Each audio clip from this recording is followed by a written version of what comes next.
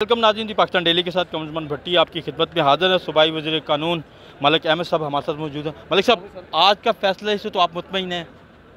जी बिल्कुल। देखिए, उसकी वजह ये है कि हमारा मौक़िफ़ क्या था। हमारा मौक़िफ़ ये था कि इधर या तो आज इलेक्शन हो जाए कि उसका मकसद मतलब जो आर्टिकल 130 सब आर्टिकल 4 है, अगर कि मेजॉरिटी पूरी नहीं है, यानी 187 में से वोट्स में ना हो गए हैं जो हाई कोर्ट का फ़ैसला है, तो फिर या तो आज इलेक्शन हो जाए।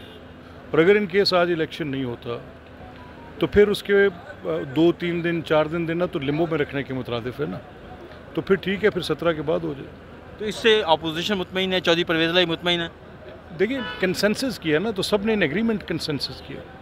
तो अब आपके ख्याल में ये सिस्टम चलेगा? अब इलेक्शन, अगले इलेक्शन और ज़िमनी इलेक्शन में क्या सूरत देख रहे हैं? देखिए, 17 तारीख को इलेक्शन है, तो 17 में अब 2 हफ्ते रह गए हैं। Let the people decide. तो क्या तवक्को है आपको? नून लीग इंशाल्लाह वाज़ेह अक्सरियत से जीतेंगे। वाज़ेह अक्सरियत से जीतेंगे और इस फैसले के ऊपर बहरहाल इत्तेफाक हुआ है और अब इंतज़ार करना चाहिए 17 को, और वज़ीर आला जो भी बनेगा सब मानेंगे।